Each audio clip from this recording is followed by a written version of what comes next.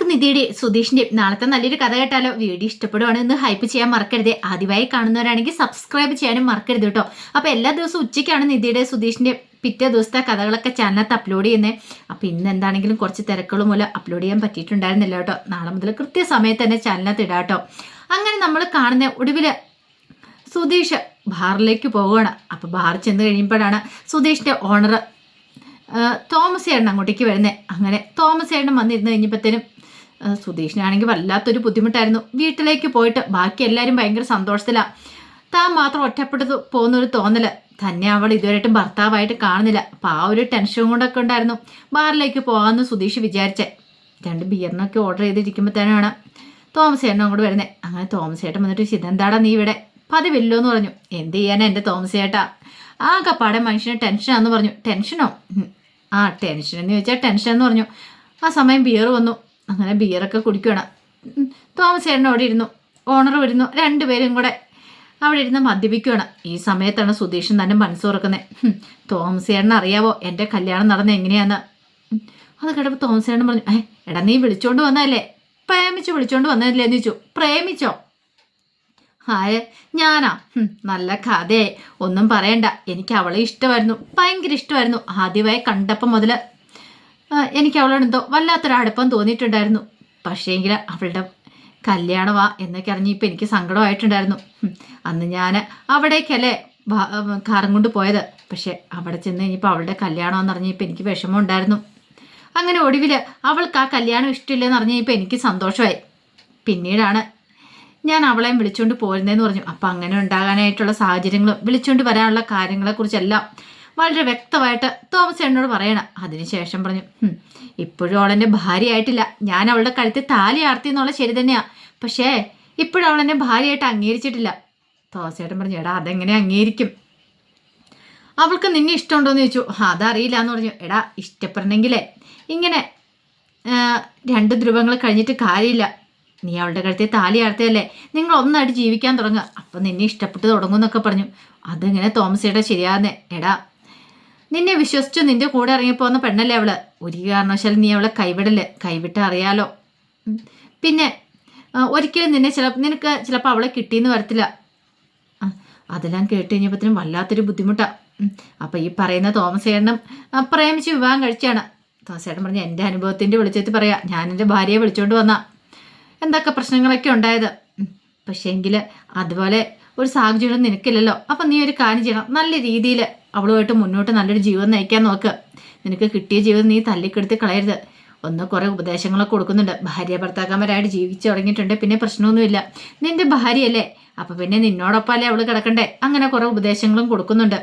സുധീഷിന് അതൊക്കെ കേട്ട് കഴിഞ്ഞപ്പോഴത്തേനും വല്ലാത്തൊരു ബുദ്ധിമുട്ടായിരുന്നു. എന്ത് ചെയ്യണമെന്ന് പോലും അറിയിട്ടുണ്ടായിരുന്നില്ല.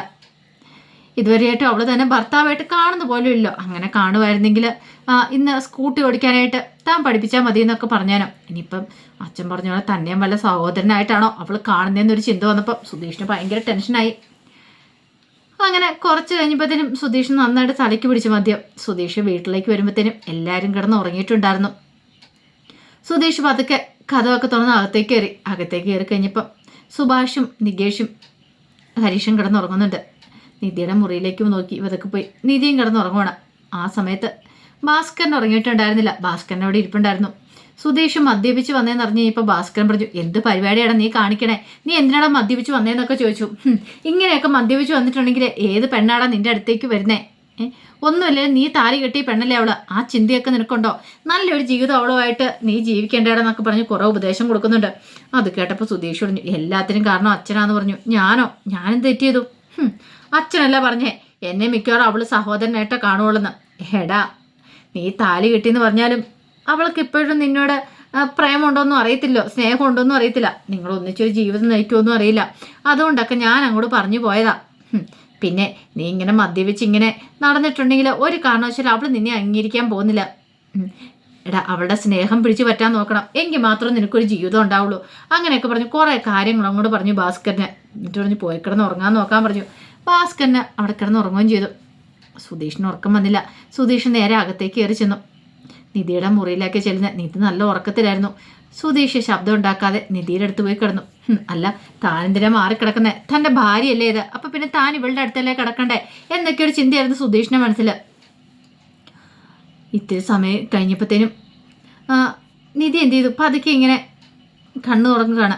കണ്ണു തുറന്ന് നോക്കിക്കഴിഞ്ഞപ്പോൾ കട്ടില കിടന്നിങ്ങനെ അനങ്ങുന്നുണ്ടപ്പോഴത്തേനും കണ്ണു തുറന്ന് നോക്കിക്കഴിഞ്ഞപ്പോൾ സുധീഷ് അടുത്ത് കിടക്കുന്നു. പെട്ടെന്ന് നിധിക്ക് എന്താണെന്ന് മനസ്സിലായില്ല. ചാടി എഴുന്നേറ്റ് നിധി ആൾറെഡി ഒറ്റ കരച്ചിലായിരുന്നു. പിന്നീട് ചോദിച്ചു, സുധീഷ് നീ എന്താ ഇവിടെ ഇവിടെ വന്ന് കിടന്നേന്ന് ചോദിച്ചു. സുധീഷ് എഴുന്നേറ്റിട്ട് ഞാൻ നിന്നെ ഒന്നും ചെയ്തില്ല, ഞാൻ നിന്നെ ഒന്നും ചെയ്തില്ലോ, പിന്നെ നീ എന്തിനാ എങ്ങോട്ടായി പോകാൻ തുടങ്ങണേന്നൊക്കെ ചോദിച്ചു. സുധീഷെ സത്യം പറ, നീ എന്തിനാ ഇവിടെ കയറിയെന്ന് ചോദിച്ചു. നീ എൻ്റെ ഭാര്യയല്ലേ, അപ്പം നിൻ്റെ കൂടെ അല്ലേ ഞാൻ കിടക്കണ്ടേന്നൊക്കെ ചോദിച്ചു. എൻ്റെ കൂടെയോ? നീ എന്താ പറയണം ചോദിച്ചു. മര്യാദയ്ക്ക് ഇറങ്ങിപ്പോകാൻ പറഞ്ഞു. ഞാൻ ഇറങ്ങിപ്പോത്തൊന്നുമില്ല, ഞാൻ ഇവിടെ തന്നെ കിടക്കുമെന്ന് പറഞ്ഞു. അപ്പോഴേക്കും നിധി എഴുന്നേറ്റ് പോകാനായിട്ട് ഓടി വന്ന് കഥ തുറക്കാൻ തുടങ്ങുമ്പോഴത്തേനും സുധീഷ് എന്ത് ചെയ്തു? കഥേനെ അങ്ങോട്ട് മാറി എന്നിട്ട് ആ കഥ അങ്ങോട്ട് കുറ്റിയിടുവാണ്. നിധി കഥ തുറക്കാനും പറഞ്ഞ് കഥയെ മുട്ടുവാണ്. പക്ഷേ എങ്കിൽ സുധീഷാണ് കഥ തുറക്കാൻ കൂട്ടാക്കിയില്ല.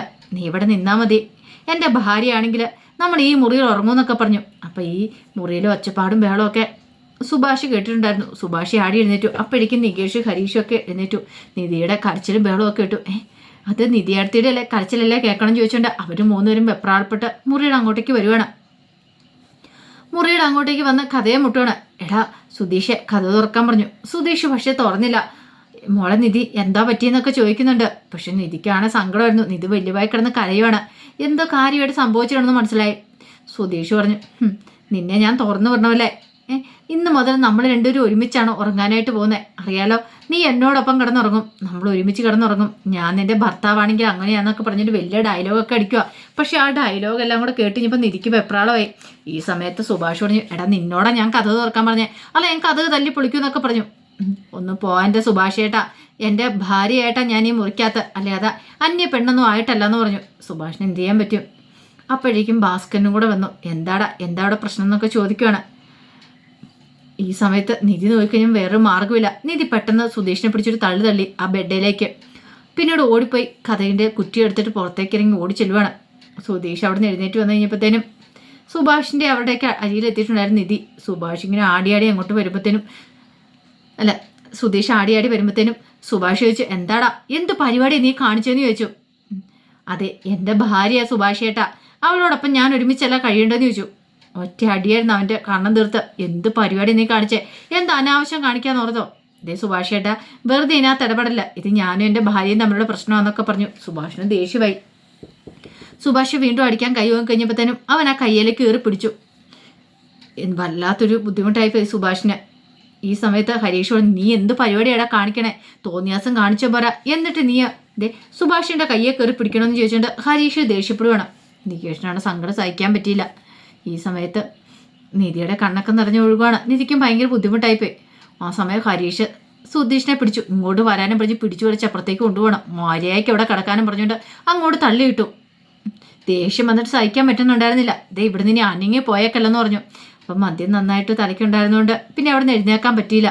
സുഭാഷിനോട് വന്നിട്ട് പറഞ്ഞു, അവൻ നന്നായിട്ട് മദ്യപിച്ചിട്ടുണ്ട്, മദ്യലഹരിയിലാന്ന് പറഞ്ഞു. ഇതും കൂടെ കേട്ട് കഴിഞ്ഞാൽ സുഭാഷിന് ഭയങ്കര ബുദ്ധിമുട്ടായിപ്പോയി. സുഭാഷ് നിധിയുടെ മുന്നിൽ കൈകൂപ്പാണ്. എന്നിട്ട് ഇവിടെ സോറി മോളെ, ഇങ്ങനെയൊക്കെ സംഭവിക്കുന്ന ഞങ്ങൾ ഒരിക്കലും പ്രതീക്ഷിച്ചില്ല, ക്ഷമിക്കണം അവനോട്. അതെ, ഇനി ഇതൊന്നും ആവർത്തിക്കില്ല, ഞങ്ങൾ നോക്കിക്കോളാം എന്നൊക്കെ പറഞ്ഞു. അപ്പോഴേക്കും നിധി പറഞ്ഞു, എനിക്കിനി ഇവിടെ നിൽക്കാൻ പറ്റില്ല സുഭാഷ് ഏട്ടാ, എനിക്ക് പോകണമെന്ന് പറഞ്ഞു. മോൾ അങ്ങനെ പറയരുത്, ഈ രാത്രി നീ അങ്ങോട്ട് പോകാനാ, നീ ഒരിടത്തേക്കും പോകണ്ട, ഇനി ഒരു പ്രശ്നം ഉണ്ടാകത്തില്ല. സുഭാഷ് ഏട്ടൻ വാക്കല്ലേ പറയണേ, നിനക്ക് വിശ്വാസം ഇല്ലെന്ന് ചോദിച്ചു. മോള് പോയി ധൈര്യമായിട്ട് പോയി കിടന്നു, ഇനി ഒരു പ്രശ്നം ഉണ്ടാകത്തില്ല, മുറിയുടെ കുറ്റിയിട്ട് പോയി കിടന്നാൽ മതി, ആരും ഒന്ന് പ്രശ്നം ഉണ്ടാക്കാനൊന്നും വരില്ല എന്നൊക്കെ പറഞ്ഞ് സമാധാനിപ്പിച്ച് നിധിയെ മുറിയിലേക്ക് പറഞ്ഞു വിട്ടു. ഈ സമയത്ത് സുധീഷ് ഇങ്ങനെ പുലമ്പുന്നുണ്ടായിരുന്നു, അവൾ എൻ്റെ ഭാര്യയാടാ, അവൾ എന്നോടൊപ്പം അവിടെ കഴിയണ്ടേ എന്നൊക്കെ പറഞ്ഞിട്ട് ഇങ്ങനെ ഓരോന്നോരോന്ന് പറഞ്ഞിങ്ങനെ പൊലിമ്പിക്കൊണ്ടിരിക്കുക. അതും കൂടെ കേട്ടുകഴിഞ്ഞപ്പോൾ ഹരീഷിന് നല്ല ദേഷ്യം, ഒരെണ്ണം ഇട്ട് കൊടുക്കാൻ തോന്നി. അത്രയ്ക്ക് ദേഷ്യം ഉണ്ടായിരുന്നു. ഇത്ര കാണിച്ചു കൂട്ടിയെന്നും പോരാ, എന്നിട്ട് ഇങ്ങനെ ഓരോ വർത്താനം പറഞ്ഞുകൊണ്ടിരിക്കുന്നു. സഹിക്കാൻ പറ്റുന്ന കാര്യമൊന്നും ആയിരുന്നില്ലത്. അപ്പോൾ അതിൻ്റെ കഥകളൊക്കെയാണ് നമ്മൾ കാണാൻ പോകുന്നത്. ആ കഥകൾക്കായി നമുക്ക് എല്ലാവർക്കും കാത്തിരിക്കാം കേട്ടോ. ഒരിക്കൽ കൂടി എല്ലാവർക്കും ശുഭരാത്രി നേർന്നുകൊണ്ട് നിർത്തുന്നു. നന്ദി.